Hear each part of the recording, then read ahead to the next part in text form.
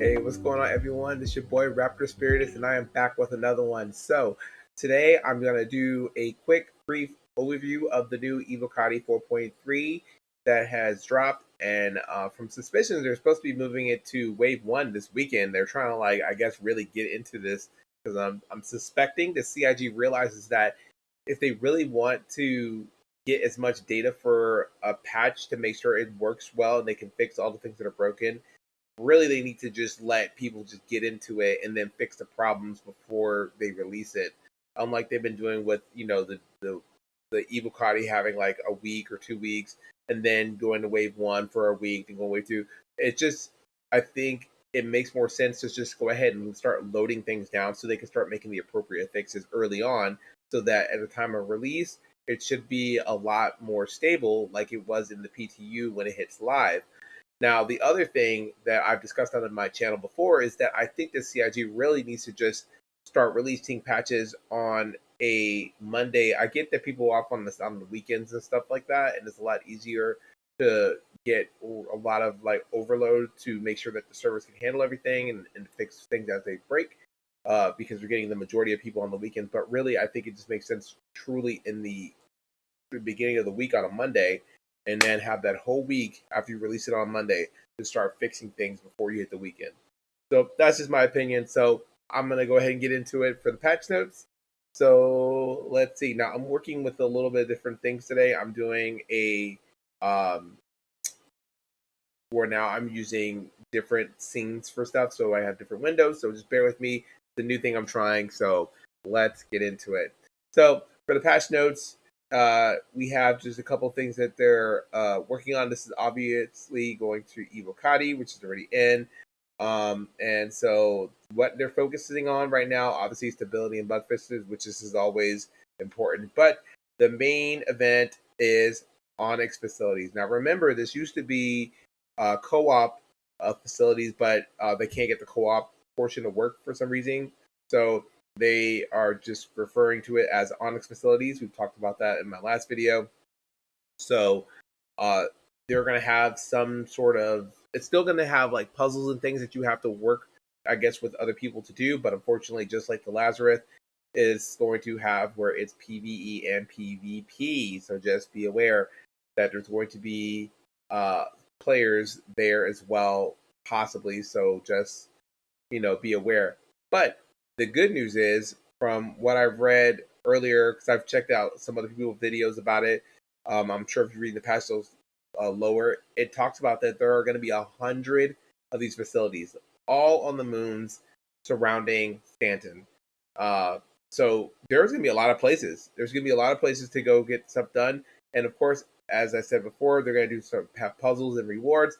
The reward ultimately is going to be the new Geist armor, the PSD version of it. I'm sorry. I'm so sorry. ASD. I'm bugging, but it's gonna have the new ASD version of the Geist, which I'm super excited about. I really want this, so I'm looking forward to it. And with 100 facilities, really, there's no reason why it should not be able to get done. And I would just hope that you know players at first who do like to be pirates and do things will allow people to just get it, and hopefully we'll all work together because we all want to get it right. If we really want that armor, we all want the rewards. So let people get the rewards. Let's try to be more cooperative. I saw a little bit of the cooperative gameplay when we had this event from 4.2.1, which was the resource event, and I saw people because they want their stuff too, right? People were trying to get the stuff off the elevators when the elevators were working, and then people were actually helping each other get cargo on their ships so they can get going and then they can get in and get their cargo and bounce. That is the kind of gameplay that really I think will make Star Citizen a wonderful MMO to play. Sure, you're going to have pirates out there. It wouldn't be an open verse and a more realistic verse if there weren't people out there that are pirating cargo and stuff like that from people. But when it comes to these events, it just seems to be a better gameplay when people are really trying to help people gain these rewards from doing these little events and puzzles and stuff to reap that reward. So I would like to see more of it. Hopefully, for with the Onyx facilities, we're going to see more of that. So, of course, mission distribution updates, as there always is an issue with mission distribution updates, are that sometimes, just like we saw in the last patch, where there were missions for the event, but then for some reason it messed up the missions that they always have, which is like the mercenary missions. Like you didn't have any bunkers for a while. A lot of the bounty were messed up. There was no FPS missions really available, which kind of kind of sucked. So hope you're going to work on that as a focus, which is good because hopefully we won't have the same issues we had last time because everybody wants a mix of missions they like to play. So hopefully that will stay true. Hangar spawning. Now I'm guessing from this is this is I guess like they had it before where you're spawning in your hangar and um not in the halves. So I guess they brought that back. Sure. Dynamic snow. This is another one. This is really cool. Again, I'm really looking forward to seeing this. So I hope they jump through the waves. I think I'm on like wave 3 or 4, something like that. So uh, I can't wait to see that. I'm looking forward to that. Ladder improvements. I'm ready to see how that works when it comes to ladder improvements. As far as like you're supposed to be able to lean back over and look. And you're supposed to be able to jump off the ladder, which is a super cool tool. So you're not stuck on it. Like if you're on a ladder, I know during some of the distribution center missions, whenever you're crawling up a ladder to get to another level around that zone 2 area and you're trying to get an enemy, when you get on the ladder, there's usually an enemy at the bottom somewhere that will start shooting up at you as you're on the ladder, and obviously you can't jump off of it. You either go up or down, so you can get shot at. So being able to jump off, turn around. I wonder if you can turn around and shoot.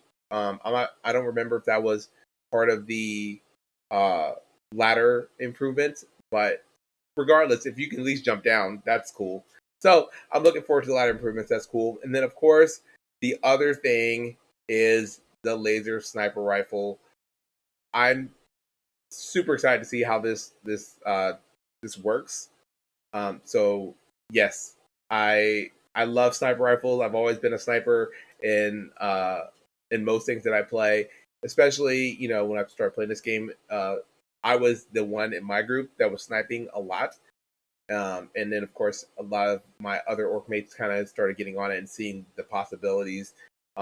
Short thing, I think that FC reported on, if you take the AO3, put like a 1 or 2, maybe 3 sight on it, it actually has pretty good fire rate. It's more like a semi-automatic, so it has pretty good, continuous fire rate as you keep pulling it. The trigger is like do do do do, really cool. So you're getting that out of a sniper. It has less DPS, I think, than some sniper rifles, but still, it's just more the fire rate is higher. So there's a lot you can do with snipers. I think in this game, and I like that. So, but I'm looking forward to this a lot.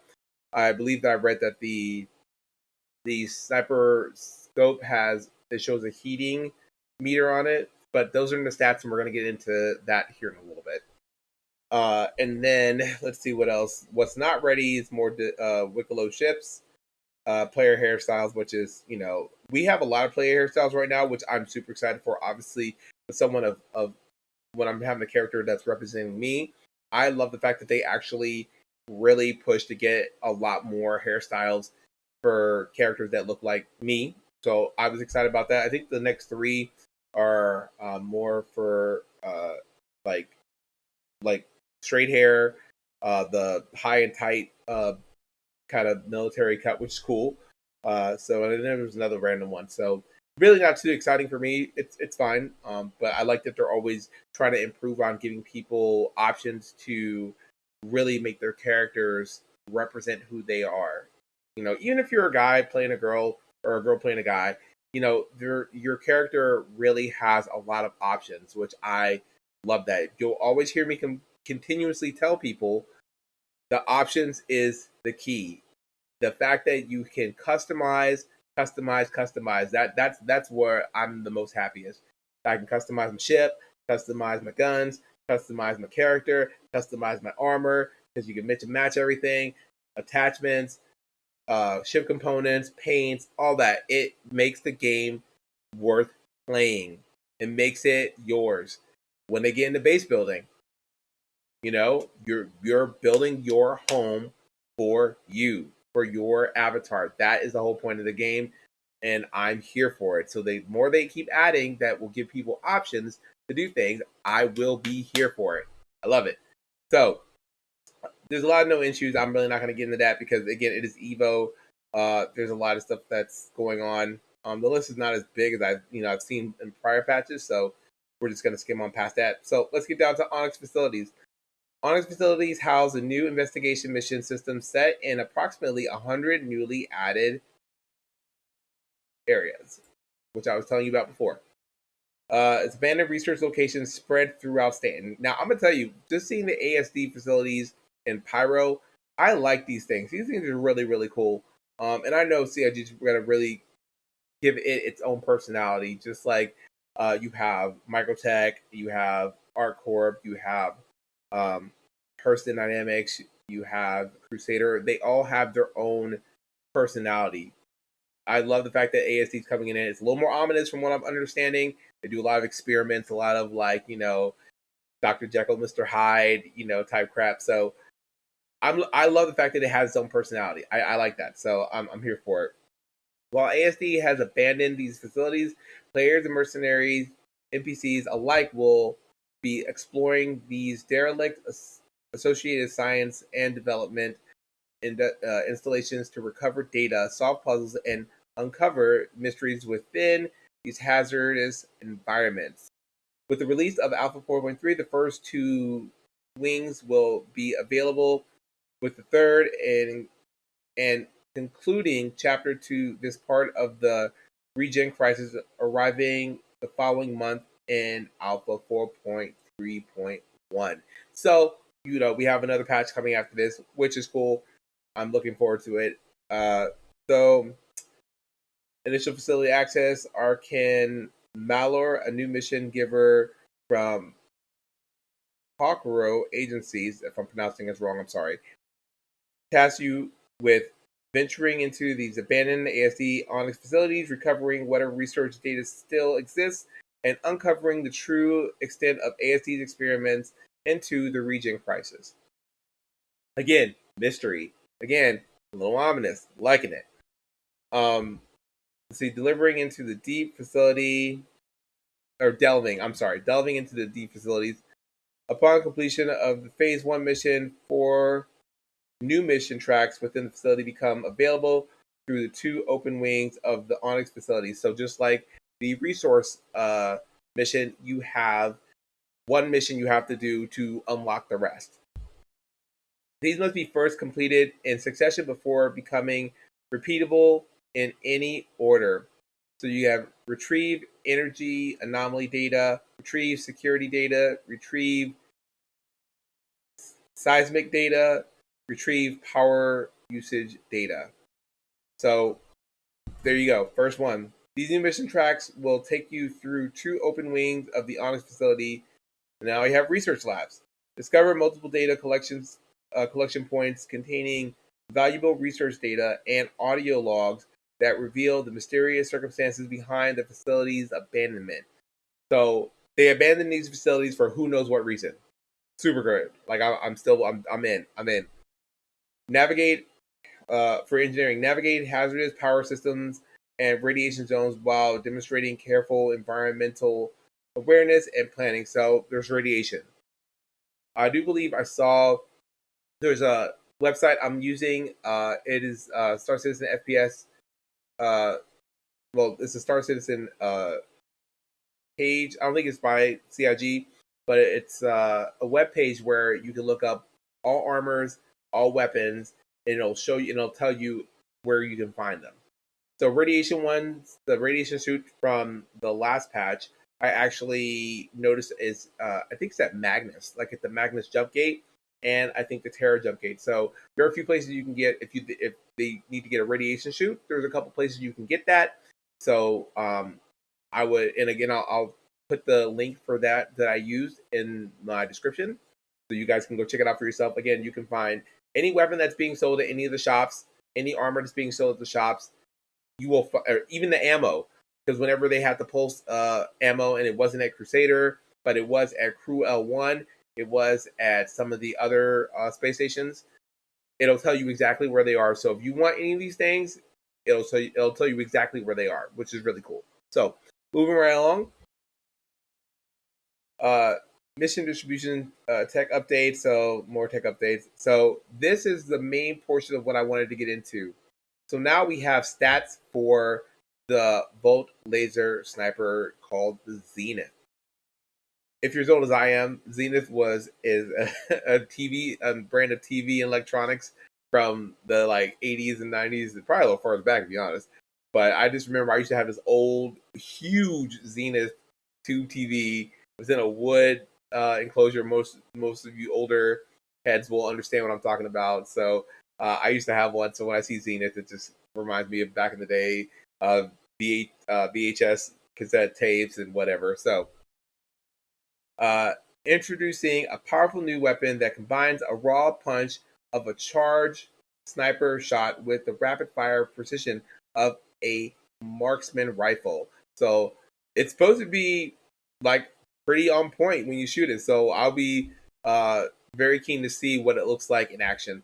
The Zenith's rifle ability to automatically charge when held gives you more flexibility in the battlefield at the cost of being audible to possible hostiles.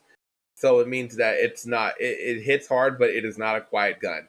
So whenever they start implementing uh, AI being able to see like if it's dark, like at nighttime, just like a regular person, if you're out in the middle of the woods, it's pitch black dark, someone's out there, unless they make a noise or something, you probably won't see them. Um, and same thing with sounds, unless you know if you hear a sound, you're gonna look. So sounds do play a big part. So it is not quiet. Keep that in mind. Which I think is funny because with the Geist armor coming out, that's supposed to be a stealth armor. It's supposed to have low sound. Whenever those stats start actually functioning, if you have that armor plus this gun, you will be heard. So just keep that in mind. Uh, the Zenith comes with the first optic with a built-in charge and a heat tracker, as managing heat is crucial and overheating renders the weapon temporarily inoperable. So, like just like all the other Volt weapons, if you overheat it, it will have to vent and stop working for a moment. So keep that in mind. Again, that's the whole Volt line. It's pretty cool.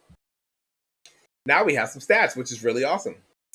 Damage 42, projectile velocity is 700, aim down sight 0.32, recoil is low. That's awesome because if you've had some other sniper rifles, and I'm going to actually go over those, that recoil is a pain for some of them because they recoil up. So when you try to get yourself set up for the next shot, you have to readjust. It's kind of a pain. So the optic is by times 4 times 8. And of course, like I said, it has the charge and heating tracker. Now, I kind of wonder if this optic can be removed for other ones because we have an optic that's a times 16. So I wonder how that will work. Maybe we won't be able to change it out, which is fine. It's whatever. But there's that. RPM 492. Max size is 22. So you get 22 shots out of this thing. That's actually pretty freaking good. Now, I wonder when you charge it, what's that going to do to the shots? How much it'll diminish it because you're charging a shot, so you're not using a regular charge per shot. So I'm curious about that. Charge multiplier ammo cost. Oh, here it is. Cost you 3 times. So one charge, if I'm reading this correctly, will charge you 3 rounds. So you start with 22, you charge it with a charge shot, and you hit that, you're going to drop down to 19.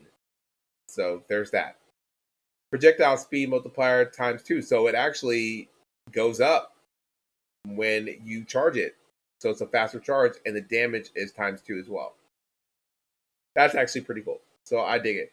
I'm here for it. Again, I like sniper rifles, but again, this is not something for if you're trying to be quiet and stay hidden. This is not it. You'll be heard. So now, before I move on, I was wanting to compare it to other sniper rifles. So Bear with me just a moment. Right, so here we go. P6 LR sniper rifle, one of my favorites. This one has an 8 magazine capacity, so it's significantly smaller. Oh, what did I do? Oh my goodness gracious. That is not what I intended to do. So let me. That's disappointing because I actually had it somewhere. So all right, I'll go back to that. So we have the AO3, which is a ballistic. It has 15 rounds in the magazine, and then it has a 800 speed for velocity. 800. So it's significantly faster. Damage is 43 for the alpha, and then the max fire rate is 225. DPS 159.38. So, and there's no damage. It doesn't say what the oh, here it is. DPS is 42.5. So I'm wondering if it's just talking about alpha damage is what I'm thinking.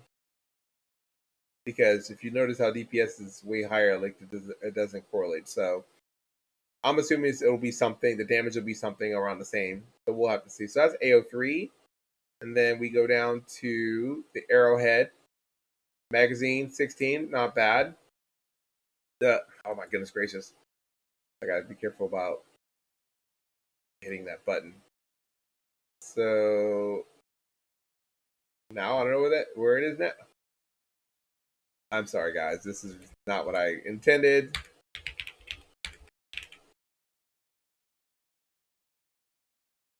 There we go. Okay, so the Arrowhead is 16, and this is an energy laser weapon. So you got 16 in the mag. It's got 1,000 velocity. So it definitely, if you fired an Arrowhead before, they are great sniper rifles. Has a muzzle raise a little bit, but it's not bad. Alpha is 50, and then max damage is 70. So yeah, the ballistics definitely cause a lot more damage upon the hit, which is why you usually get you can take them out with one shot for for the ballistic ones like the P6. P6 one shot down. You know, uh, I do believe the arrow has a charge you can do. But yeah, that's a little comparison. It has a higher velocity, not bad. So let's move on to the other ones. P6 is not there. So this is the other one I really want to talk about, which is the other lightning gun. 8 rounds in the mag. Velocity is 500, which is significantly slower. But it has a high alpha damage, 145, and then its actual damage is 72. So the one thing about this lightning gun that I love about it is that it actually will arc if you shoot someone that's in a cluster of people. Say there's 1, 2, 3, 4. You shoot that one in the middle. You'll notice the more shots you hit, it'll arc between all of them. If they're all not wearing armor, 2 shots usually will take all 4 of those people down. With this sniper rifle, the I never pronounce this right. The Atskov sniper rifle. It is actually this one. Let me go here. Let me go. Actually, so let me quickly show. So this is the new sniper rifle. This is the Zenith. Now let's see. Oops. See if I can find the other one. Yep. So this is the Atskov sniper rifle. I actually like the way this looks. It's very chunky, and it reminds me of something that I would see, from Russia. It looks like a Soviet style type of sniper rifle. I love the way this looks. It looks mean, it looks heavy, it looks like it can hurt people. And again, this particular sniper rifle will arc through a cluster of people, which I love. So I'm a fan of this, but the downside to this thing is that it raises so far up when you're pulling back on it to chamber it for the next round. You see yourself pulling it back in the animation, it goes up really far, and then when it comes down, it's not in the same place where you were aiming, so you have to reacquire your shot. So advantages, disadvantages. So I like that. Now, the other thing I wanted to touch on was the pulse pistol, because there's a pulse lightning pistol, and then you have the other one, which was the uh again, I'm not sure if I'm pronouncing this right, Yabarev. Yabarev. They sound like Soviet names, but we're gonna leave it alone. So it sounds like more Russian type words, but that's besides the point. And I'm not trying to offend nobody. Again, I apologize, but I'm just trying to articulate the way it sounds. So, um, moving right along, the pulse, which is, we just passed it on here. This weapon, right? Now, everybody remembers this one came first, right?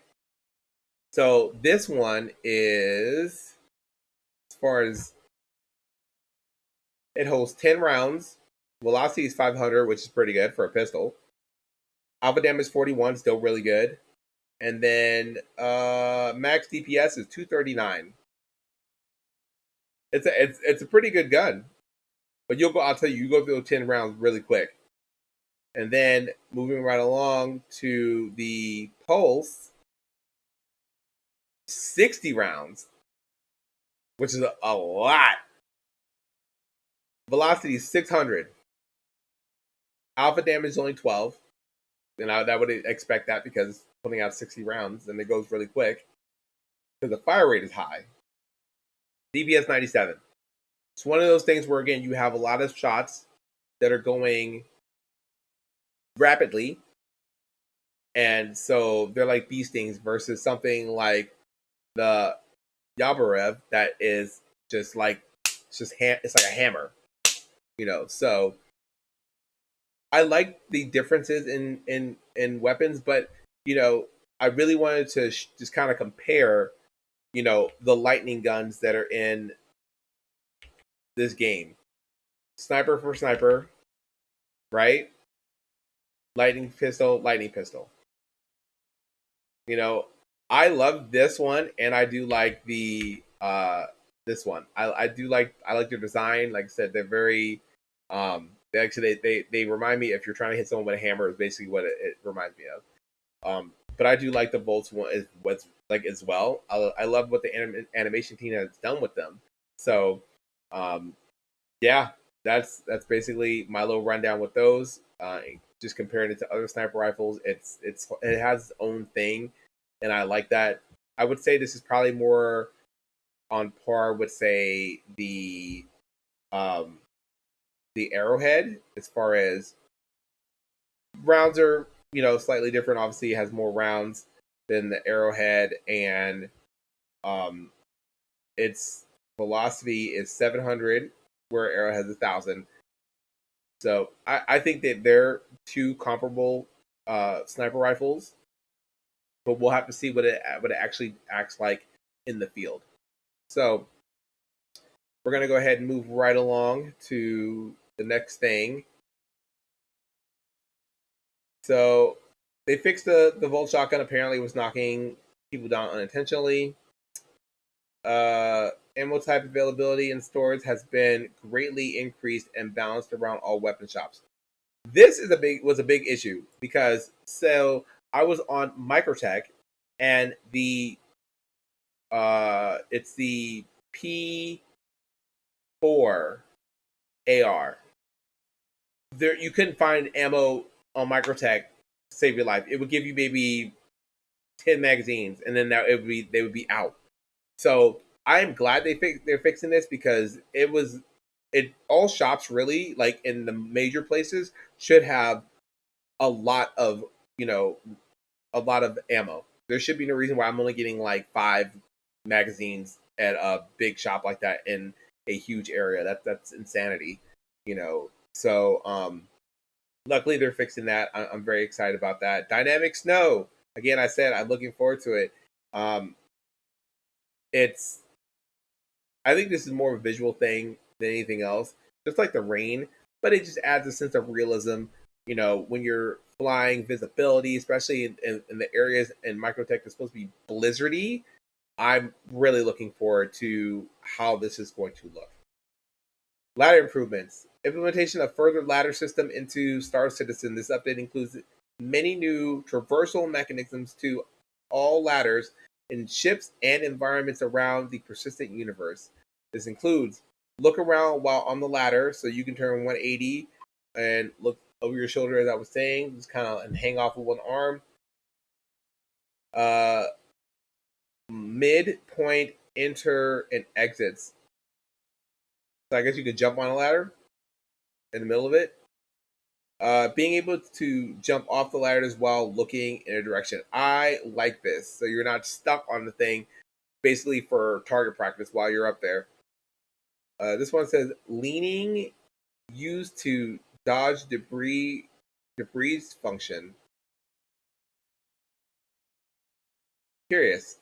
I'm guessing like when we saw maybe the trailer for Squadron 42, whenever I thought he was on a ladder at some point, he was moving to avoid stuff. So maybe that's more what that is, which is pretty neat.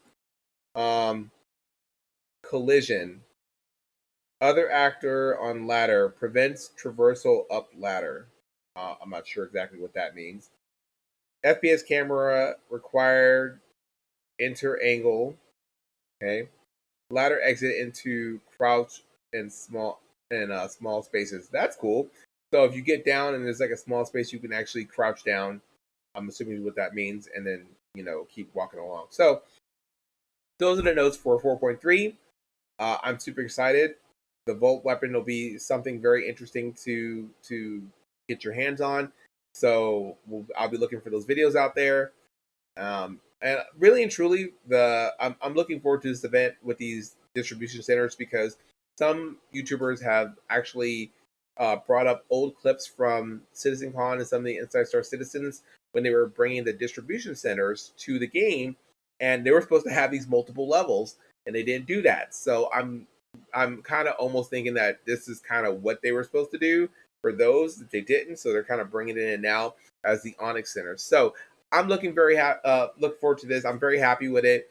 The zones using the puzzles and stuff. I know that with Squadron 42 they have that technology in there. So and they did talk about it before when they were talking about making underground facilities for under Area 18, which would be kind of cool too.